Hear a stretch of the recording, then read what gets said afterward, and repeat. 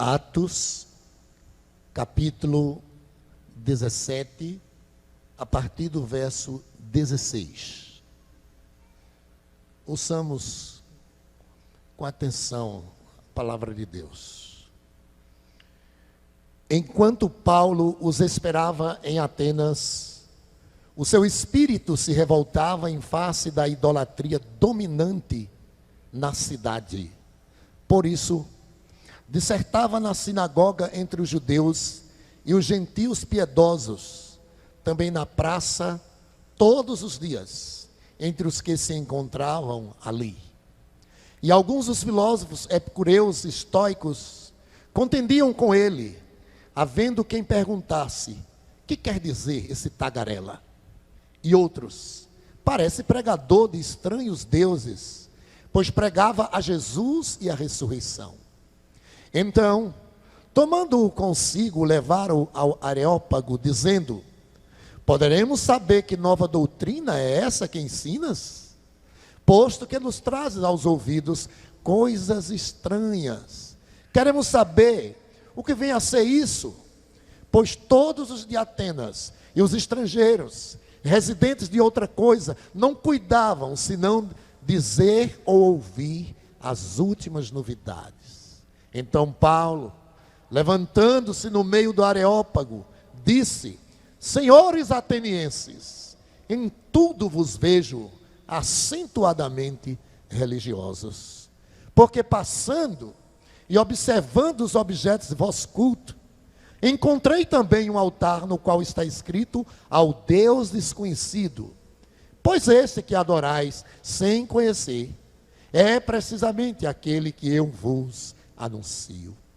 O Deus que fez o mundo e tudo que nele existe, sendo ele Senhor do céu e da terra, não habita em santuários feitos por mãos humanas, nem é servido por mãos humanas, como se de alguma coisa precisasse, pois ele mesmo é quem a todos dá vida, respiração e tudo mais.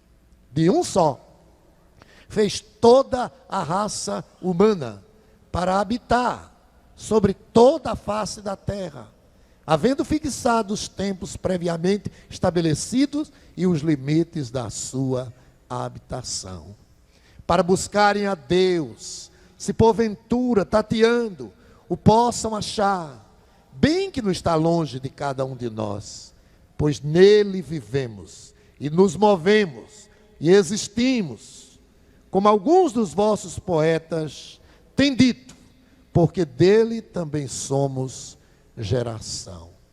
Sendo, pois, geração de Deus, não devemos pensar que a divindade é semelhante ao ouro, à prata ou à pedra, trabalhos pela arte e imaginação do homem. Ora, não levou Deus em conta os tempos da ignorância. Agora, porém, notifica aos homens que em toda parte, se arrependam, porquanto estabeleceu um dia em que há de julgar o mundo com justiça, por meio de um varão que destinou e acreditou diante de todos, ressuscitando dentre os mortos. Quando ouviram falar de ressurreição de mortos, uns escarneceram, outros disseram: a respeito disso que ouviremos noutra ocasião. A essa altura, Paulo se retirou do meio deles. Houve, porém, alguns homens que se agregaram a ele e creram. Entre eles estava Dionísio, o Areopagita, uma mulher chamada Dâmaris, e com eles outros mais. É um momento tremendo esse que o apóstolo Paulo se encontra numa famosa cidade daquela época, ainda famosa hoje também, Atenas, a capital da Grécia. Ele chegou até aquele lugar ali, de certa forma, saindo de uma perseguição que estava enfrentando por conta da pregação do Evangelho. E então, enquanto esperava seus companheiros, de ministério, a Bíblia diz que algo chamou a atenção dele naquela cidade. Não aquilo que tem sido motivação para milhares de pessoas, já naquela época e hoje ainda também, onde se dirige para a capital da Grécia e a Grécia, toda a região, por ser um local turístico. Há muitas coisas ali que chamam a atenção, principalmente antigas construções. E havia ali muitas construções, muitos templos e muitas estátuas. E os gregos, embora tidos como cultos e sábios e inteligentes, né, eles tinham uma certa devoção, uma religiosidade, que era algo como que cultural. Não havia, de fato, porque deuses não eram, não havia uma relação legítima, não havia qualquer adoração ali ao Deus Todo-Poderoso, embora se dissesse ali que eles adoravam a um chamado Deus desconhecido. Paulo vai utilizar disso para lhes falar sobre o Deus vivo e verdadeiro. Não há qualquer conexão entre aquela estátua, talvez havia mais de uma dedicada ao Deus desconhecido, porque tudo para eles era divindade. Os gregos, eles tinham um certo medo, e essa religiosidade dele estava relacionada ao medo que eles tinham. Então, eles tinham um panteão de deuses. E fala-se em mais de 30 mil deuses em toda a Grécia. E em Atenas, alguns chegaram a dizer que era mais fácil você bater num deus, ou seja, numa estátua, é o que se quer dizer, de que num ser humano. Então o apóstolo Paulo, quando ele viu isso, conhecedor ele da palavra de Deus, temente ao Senhor, conhecedor da lei, ele ficou extremamente revoltado, angustiado com aquela situação. E começou então a pregar para eles a palavra de Deus, a fim de demovê-los daquela situação, a fim de conduzi-los ao arrependimento. E lhes fala de Cristo Jesus, o Deus vivo, que venceu a morte. Foi objeto de escarnecimento da parte de muitos, zombaram dele, mas ele se manteve firme na pregação da palavra. E ainda lhes falou da necessidade que eles tinham de arrependimento, porquanto Deus estabeleceu um dia em que haveria de ser julgada toda a raça humana, todos os homens. Então lhes dá uma ordem, que se arrependam dos seus pecados, porque esse dia do juízo virá. O resultado, posso até dizer, não foi aquilo que certamente o apóstolo Paulo esperava, porque todo pregador espera um sucesso maior no seu ministério. Pois bem, poucos aderiram a essa mensagem do Evangelho. A maioria rejeitou completamente. Mas o apóstolo Paulo, ele pôde dizer mais adiante que o seu trabalho não foi em vão. Até porque diz a palavra que uma alma vale mais do que o mundo inteiro. Então, com a Bíblia aberta aí nesse texto, nós vamos falar sobre algumas verdades essenciais do Evangelho. Se eu fosse dar o título, seria assim: verdades essenciais do Evangelho. Quanto mais a gente lê a palavra de Deus, a gente se maravilha com as verdades que nós temos aqui. Então ele está diante daquela cidade, uma cidade completamente atolada no pecado da idolatria. O seu objetivo era levá-los ao arrependimento, à mudança, à conversão, a abandonarem, a se envergonharem da idolatria e se voltarem para o Deus vivo e verdadeiro. Então diz o versículo 17, que ele dissertava nas sinagogas entre os judeus piedosos e também na praça.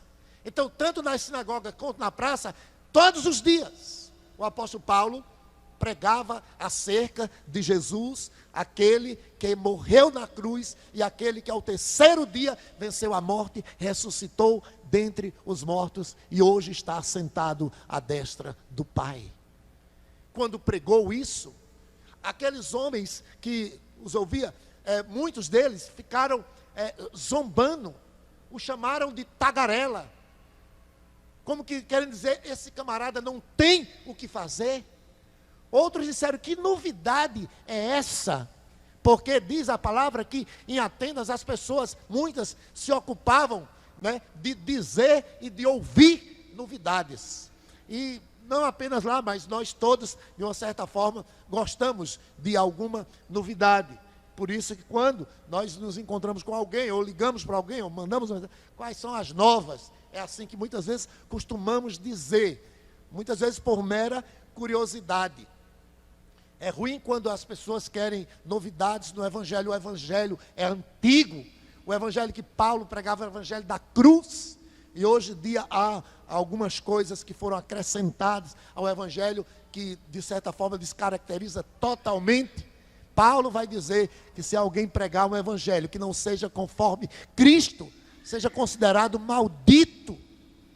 Então o Evangelho é simples, e ele é puro, e ele está aqui, e é justamente isso que Paulo vai pregar naquela cidade que necessitava de ser transformada, necessitava de arrependimento. Mas eles ignoraram totalmente. Ele está nos pregando, disseram eles, deuses estranhos. Que história é essa de Cristo, de Jesus e a ressurreição?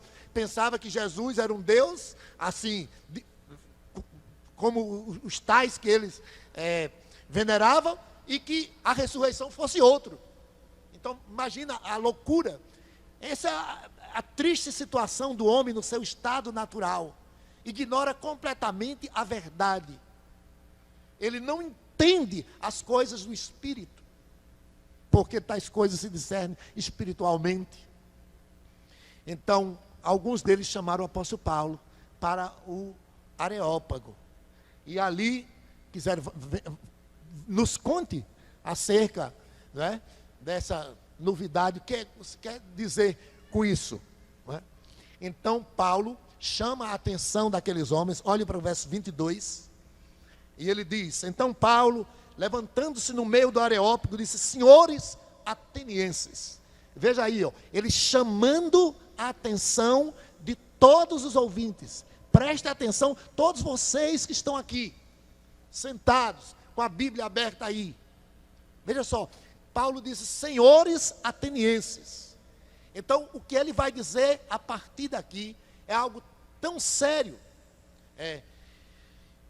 que ele desperta a atenção daquelas pessoas para que atentem àquilo que ele iria dizer naquela hora. Note bem, ele vai falar àquelas pessoas acerca de o único Deus. Essa é a primeira verdade que nós queremos destacar, né, do Evangelho. O Evangelho fala de um único Deus, Deus vivo e verdadeiro. É necessário, na pregação do Evangelho, nós expormos acerca da pessoa de Deus. E aí ele começa isso, em especial a partir do versículo 24, dizendo, olhe lá na sua Bíblia, ele diz, o Deus que fez o mundo e tudo que nele existe, sendo ele Senhor do céu e da terra, ele não habita em santuários feitos por mãos humanas, nem é servido por mãos humanas como se de alguma coisa precisasse, pois ele mesmo é quem a todos dá vida, respiração e tudo mais. Até aí. Então, primeiramente, ele vai falar àquelas pessoas acerca de Deus. Muitas vezes nós podemos imaginar que as pessoas do mundo têm alguma visão acerca de Deus. Tem uma visão rasa, tem uma ideia extremamente vaga acerca de Deus. Dizem muitas vezes que Deus é Pai, que Deus é bom, que Deus é amor, mas não tem uma ideia completa acerca da pessoa de Deus, do Deus da Bíblia, do Deus soberano, que é Senhor, que é justo, que é verdade, que é santo em todas as suas obras, que é um Deus digno, majestoso, o Deus que criou todas as coisas, que é Senhor, que é sustentador deste universo. A ideia que as pessoas têm é muito vaga, e elas precisam saber quem é Deus, e principalmente saber da grandeza, da soberania e da santidade desse Deus, para que isso reflita em sua vida, e ela possa reconhecer a si próprio, tendo uma visão da grandeza e da santidade de Deus. Por isso Paulo fala a essas pessoas acerca de Deus. O profeta Isaías, lá no capítulo 6, ele vai contemplar a glória do Senhor. Você pode conferir lá o texto, quando ele tem uma visão acerca de Deus. Veja o que ele viu. Isaías capítulo 6, versículo 1. No ano da morte do rei Uzias, eu vi o Senhor assentado sobre um alto e sublime trono. As abas de suas vestes enchiam o templo. Serafins estavam por cima dele. Cada um tinha 6 asas, com 2 cobriam o rosto, com 2 cobriam os seus pés, e com 2 voava. E clamavam uns para os outros, dizendo: Santo, Santo, Santo é o Senhor dos exércitos. Toda a terra está cheia da sua glória. Foi isso que ele viu.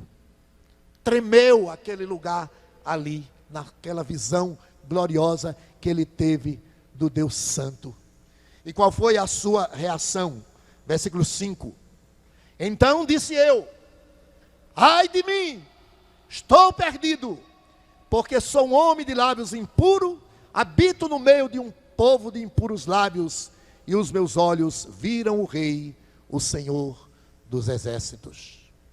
Veja bem, essa visão que ele teve de Deus foi importante para que ele pudesse ter uma visão de si próprio.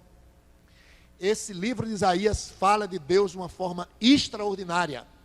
O capítulo 40 vai mostrar que não há condições, pelo linguajar humano, de descrever a Deus. O quanto ele é grande, o quanto ele é majestoso, o quanto ele é poderoso, o quanto ele é autossuficiente. Ele não precisa de nada. Aquelas pessoas tinham aquela religiosidade totalmente vã. O nosso Deus não é um Deus como aqueles que precisa ser carregado, que precisa de alguma coisa, de algum benefício. Não. Ele é autossuficiente, ele subsiste por si mesmo. Antes de criar todas as coisas, ele sempre existiu. Ele é eterno. Ele não depende absolutamente de ninguém. Nós que dependemos totalmente dele. Isaías 40 diz que ele é tão grande, tão poderoso, tão sábio, tão tremendo, que ele conta todas as estrelas e chama cada uma pelo nome. Fala da sua grandeza de tal modo que diz lá o texto que na concha de sua mão tem as águas do mar, as águas dos oceanos. Não passa de um pingo d'água num balde todas as nações perante o Senhor, não passa de nada em comparação com o nosso Deus. A quem podereis me comparar? Diz o Senhor, que habita no alto e sublime trono. Lá no último capítulo, Isaías vai dizer que ele habita no alto e sublime trono. Não há lugar, não há templo que possa caber o Senhor. Havia centenas de templos em Atenas. Havia muitos espaços religiosos, mas nenhum desses lugares cabe o Senhor. Tamanha é a sua grandeza e o seu poder. E tudo isso foi dito para levá-los ao arrependimento. Veja aí, voltando a Atos, capítulo 17, veja o que diz o versículo 26. Diz o texto: de um só, falando do Senhor, de um só fez toda a raça humana, para habitar sobre toda a face da terra, havendo fixado os tempos previamente estabelecidos e os limites da sua habitação. para buscarem a Deus, se porventura tateando possam achar, bem que não está longe de cada um de nós, pois nele vivemos e nos movemos e existimos, como alguns dos nossos poetas têm dito, porque dele também somos geração. Ele falou de Deus para eles, para que eles se tocassem. Quando Isaías viu a glória de Deus, ele disse: ai de mim, sou homem imundo. Quando Pedro se aproximou de Jesus, depois daquele milagre da pescaria, ele disse: Senhor, afasta-te de mim. Naquele momento, humildemente, Pedro reconhecia-se pecador, indigno de estar na presença de Deus. Então essa visão foi para que se arrependesse. E se arrependesse por causa de quê? Por causa da situação espiritual do homem. Eles estavam cegos, eles estavam escravizados pela idolatria. E aqui o texto vai dizer que todos eles descendiam de um só, como nós também. Deus de um só fez toda a raça humana. Ele estava se referindo de Adão. E porque todos somos filhos de Adão, somos pecadores. Adão desobedeceu ao Criador. E na sua desobediência, o seu pecado, um pecado federal, não apenas um pecado pessoal, mas todos caímos em Adão, porque todos somos descendentes de um pecador, portanto somos pecadores também por natureza. É isso que Paulo diz em Romanos 5, versículo 12. Romanos 5, 12. Portanto, assim como por um só homem entrou o pecado no mundo, e pelo pecado a morte, assim também a morte passou a todos os homens, porque todos pecaram. Todos pecaram porque descendentes de Adão. O homem não é pecador porque comete pecado, é o inverso. Ele comete pecado porque por natureza ele já é um pecador. E é conhecendo a Deus, a palavra de Deus, que você vai perceber melhor essa verdade. A Bíblia diz que não há ninguém por natureza melhor do que ninguém. Esses gregos aqui se achavam. Eles eram soberbos, eles eram orgulhosos. Eles tinham os demais como bárbaros, e eles como sábios e cultos. Eles não se achavam pecadores de forma nenhuma. Paulo teve que mostrar essa verdade: vocês não são melhores do que ninguém. Todos vieram de um só tronco. Veja isso mais claro em Romanos capítulo 3. Romanos capítulo 3, versículo 9. Confira aí na sua Bíblia essa verdade tremenda. Romanos capítulo 3, versículo 9, que se conclui: nós temos qualquer vantagem? Não, de forma nenhuma, pois já está demonstrado que tanto judeus como gregos estão debaixo do pecado. Como está escrito, não há justo, nenhum sequer. Aqui está, portanto, a Bíblia fechando esse assunto, mostrando com clareza que os judeus não são melhores que os gregos, nem os gregos melhores que os judeus. E judeus e gregos aqui estão representando toda a raça humana. Os judeus também eram muito soberbos, se achavam os únicos filhos de Deus. Os demais para eles eram gentios imundos, indignos, malditos. Então eram orgulhosos de um lado e orgulhosos dos outros. E Paulo vai dizer: olha, todos estão debaixo, no domínio do pecado. Ninguém é melhor do que ninguém. E essa verdade ele deixa claro aquelas pessoas ali de Atenas, quando ele diz que de um só veio toda a raça humana. Ele mostra quem é Deus. Ele mostra agora quem é o homem. O homem é pecador. E faz isso para que o homem se toque e se arrependa. É justamente isso que ele vai dizer a partir daqui. Capítulo 17, verso 30. Ora, Não levou Deus em conta os tempos da ignorância, porém notifica aos homens que todos, em toda parte, se arrependam. Aqui está a terceira verdade essencial. A necessidade que o homem tem de se arrepender. Quando Paulo está pregando, falando do Deus vivo, quando ele está mostrando a realidade do pecado universal, porque todos somos descendentes de um pecador, ele o faz no propósito de conduzir aquelas pessoas para que elas se toquem e se arrependam e se humilhem e busquem ao único e verdadeiro Deus. Estavam cegas,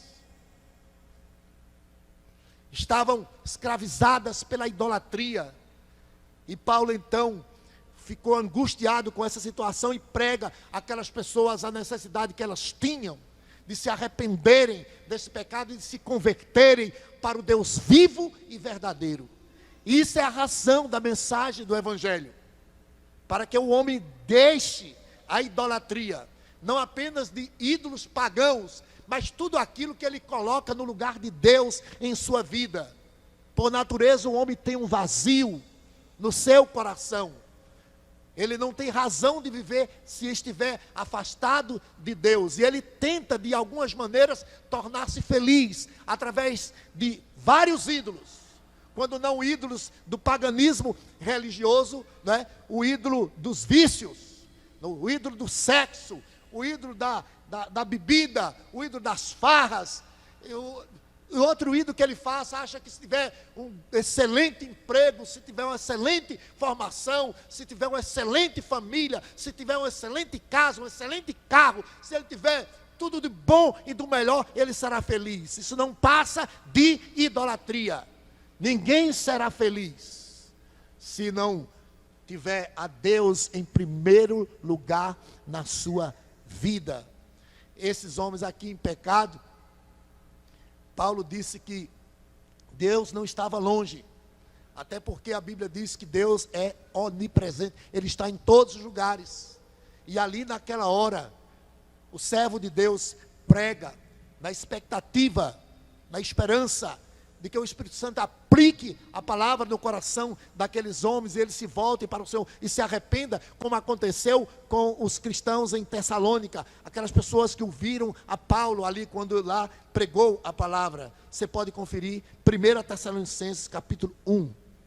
1 Tessalonicenses capítulo 1. Veja o que está escrito no versículo 9, está escrito assim: pois eles mesmo, no tocante a nós, proclamam que repercussão teve nosso ingresso no vosso meio, e como deixando os ídolos, vos convertestes a Deus, para servirdes o Deus vivo e verdadeiro. Aqui está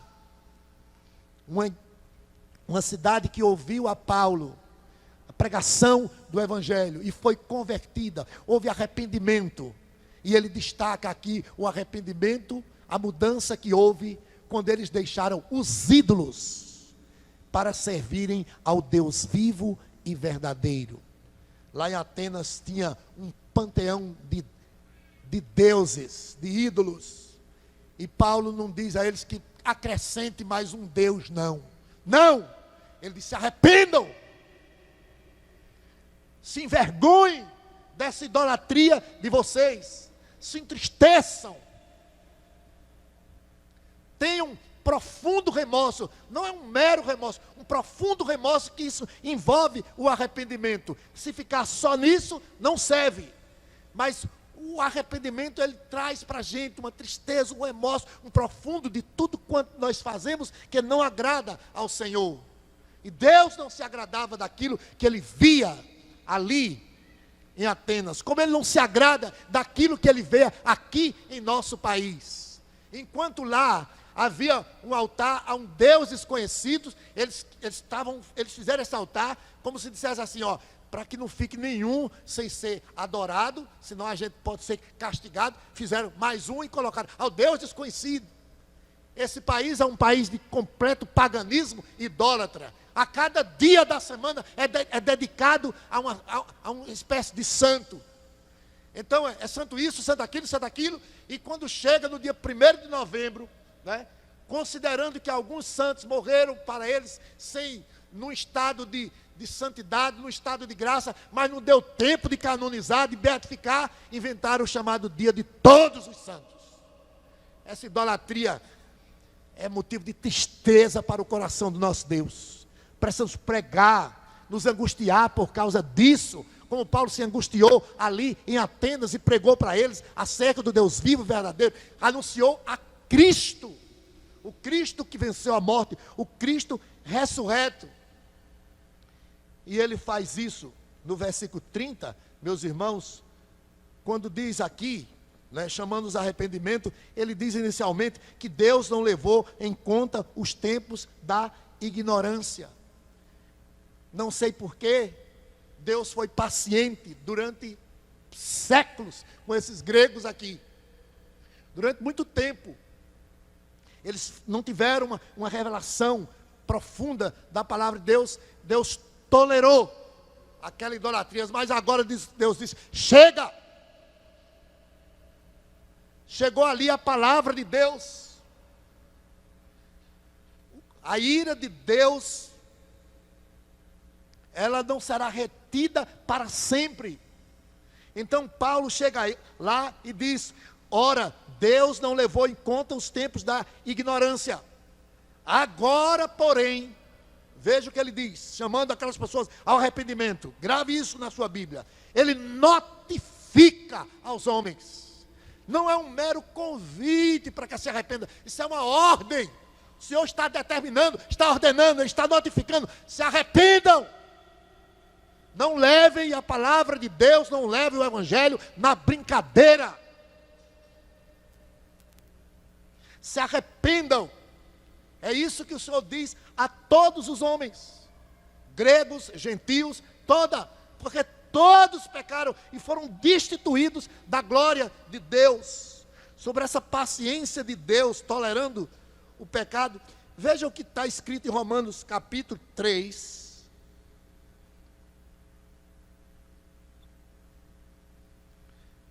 Quando ele declara no versículo 23, todos pecaram e carecem da glória de Deus, sendo justificados gratuitamente por sua graça, mediante a redenção que há em Cristo Jesus. Agora veja, a quem Deus propôs no seu sangue, como propiciação mediante a fé, para manifestar a sua justiça, por ter Deus na sua tolerância, deixado impunes os pecados anteriormente cometidos.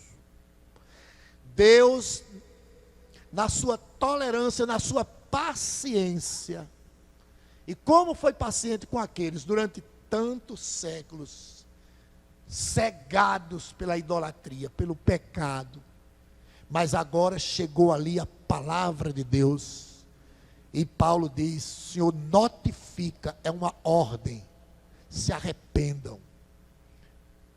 Não sei o que é que você tem colocado no lugar de Deus na sua vida, querendo desta forma talvez encontrar a razão do viver e a felicidade.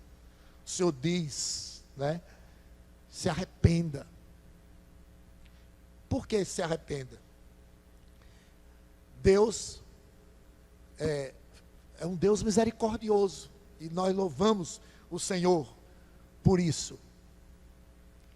Quando ele diz agora, ele está dizendo: não procrastine, não se demore em buscar ao Deus vivo e verdadeiro, em se arrepender dos seus pecados. Agora, mais do que antes, todos que aqui estão, você tem mais luz hoje de revelação, você tem mais conhecimento da verdade. Durante muito tempo Deus também tolerou, Deus foi paciente com você, até o momento em que você pôde perceber a verdade da glória de Deus. O Espírito Santo aplicou isso no seu coração, e você hoje serve ao Deus vivo e verdadeiro. Mas há muitos que ainda estão cegos, e é preciso falar de Deus para eles.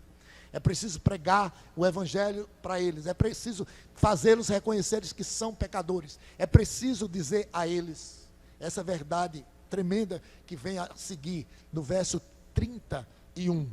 Como que um adendo, algo para, como se fosse para ajudá-los, a persuadi-los para que de fato se voltem para Deus. O que é que ele diz? Versículo 31, ele diz: porquanto o Senhor estabeleceu um dia em que há de julgar o mundo com justiça, por meio de um varão que destinou e acreditou diante de todos, ressuscitando dentre os mortos.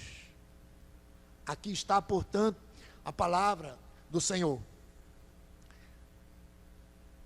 Depois de falar para eles, de ordená-los que se arrependam, foi justamente esse tema, arrependimento, o tema que os profetas pregaram para o povo rebelde de Israel.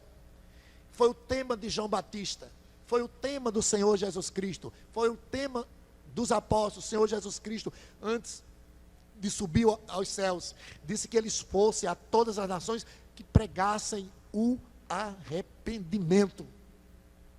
E por que pregar o arrependimento? Porque o homem precisa se arrepender, porque haverá um dia, está escrito aqui no verso 31, que o Senhor determinou um dia em que Ele há de julgar toda a raça humana.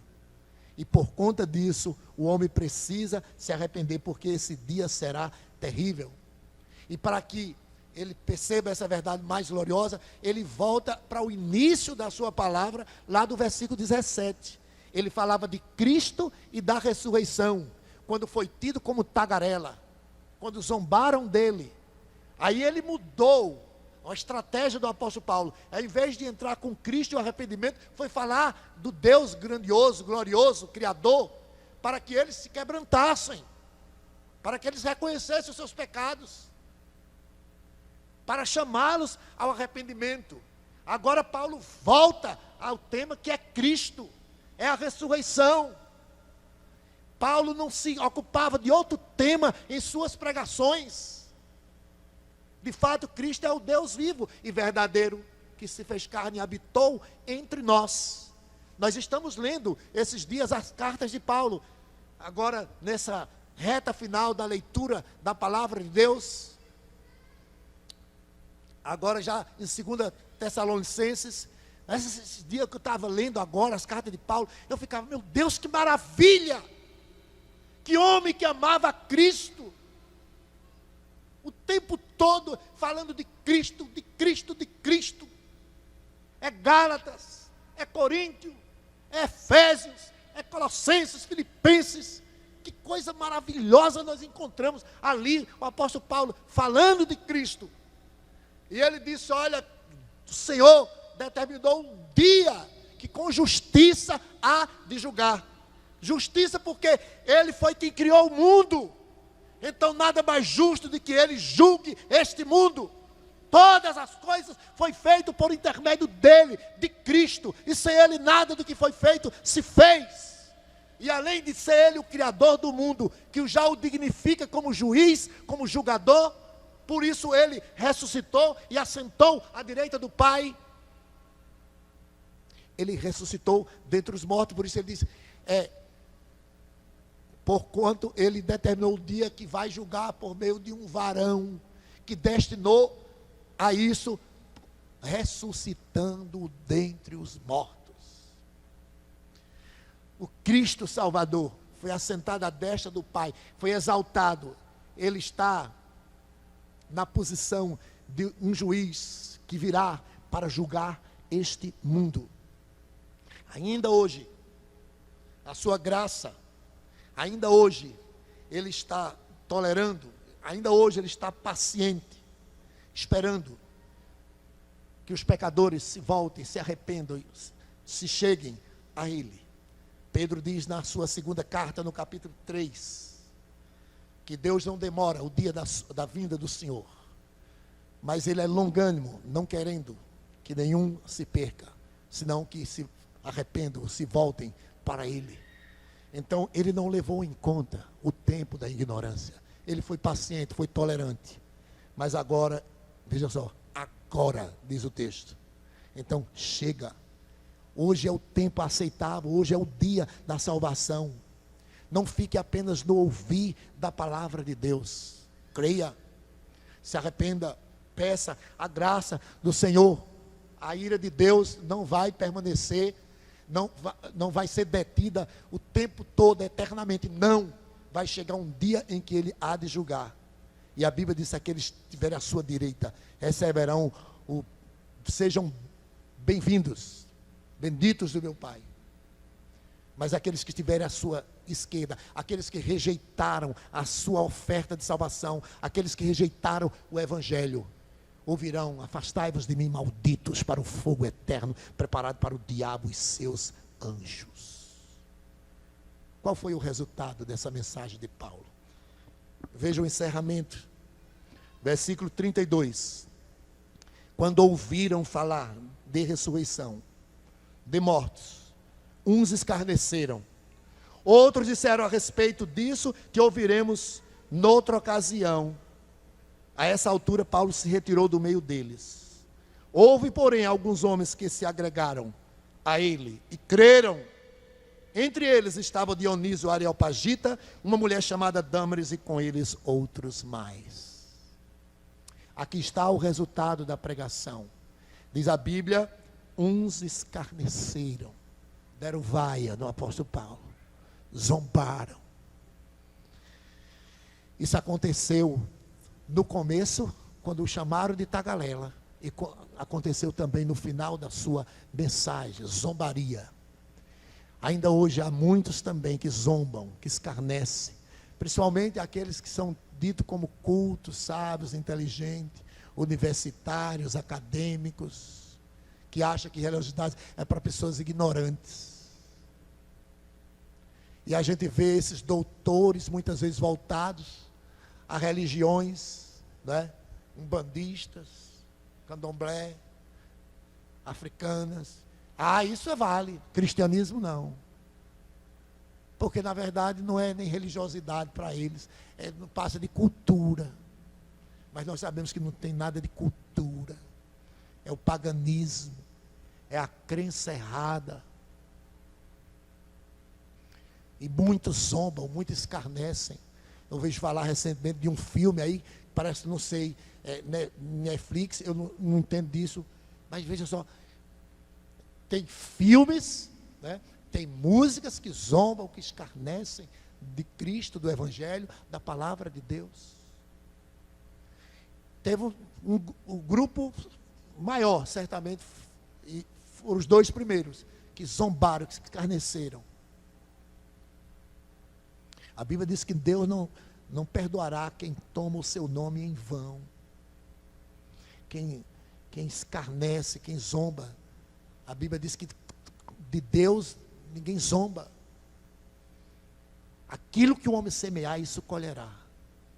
Houve um segundo grupo, diz aí o texto, no versículo 32 também, que disseram: a respeito disso te ouviremos noutra ocasião. Eu não posso precisar o que aconteceu com esse grupo aqui, mas isso pode ser entendido pelo menos de duas maneiras. Quando você não quer ouvir uma coisa, você diz: olha, outra hora a gente escuta, não é? Mas pode ter iniciado ali uma obra do Espírito no coração de algumas pessoas. Pode também ter acontecido posteriormente de terem ouvido.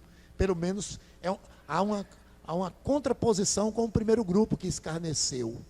Estes disseram: acerca disso te ouviremos noutra ocasião. Isso é procrastinar, isso é adiar. Essas pessoas não sabiam nem que iam sair dali vivas, não sabiam nem que ia amanhecer vivas, quanto mais dizer: eu já vi muita gente dizer: vocês estão com razão, eu acho que um dia eu vou ser crente, quem sabe um dia. A Bíblia diz agora, Deus manda agora, notifica a todos os homens que se arrependam. Não tem esse negócio de estar para amanhã. Mas teve um terceiro grupo, versículo 34. Houve, porém, alguns homens que agregaram a ele e creram. E entre eles estava Dionísio Areopagita, uma mulher chamada Dâmaris, e com eles outros mais. Uns escarneceram, outros disseram: nós vamos ouvir depois. Talvez foi uma maneira educada de dizer um não à mensagem de Paulo. Mas a Bíblia diz que outros creram. Veja só, o pregador era o apóstolo aos gentios, um homem cheio do Espírito Santo. O sucesso do seu ministério, poucos aderiram, poucos creram aqui, segundo esse texto. Não depende do pregador, nem se da mensagem. A eficácia é a ação de Deus poderosa no coração do homem. E eu vejo aqui a responsabilidade que os homens têm de responderem à mensagem do Evangelho. Cristo também pregou a palavra, e qual foi o resultado? Depois de 3 anos de pregação, Judas ouviu do melhor pregador, e o maior pregador, ele ouviu da boca do próprio Cristo, e ouviu por 3 anos, e não aproveitou a palavra. Que Deus possa, segundo a sua vontade, abrir o seu entendimento nesta noite. Saiba, Ele é o único Deus. Você é pecador, você precisa se arrepender, sair deste caminho que anda e vir para Cristo, aquele que venceu a morte, e deve fazer isso hoje antes de dormir, porque um dia Deus há de julgar. Eu não sei que dia será, mas a qualquer instante, a qualquer momento, nós podemos partir daqui. Amanhã pode ser muito tarde. Entregue a sua vida ao Senhor Jesus nesta hora. Creia nele de todo o coração. Que Deus, pela sua infinita graça, o abençoe. Amém.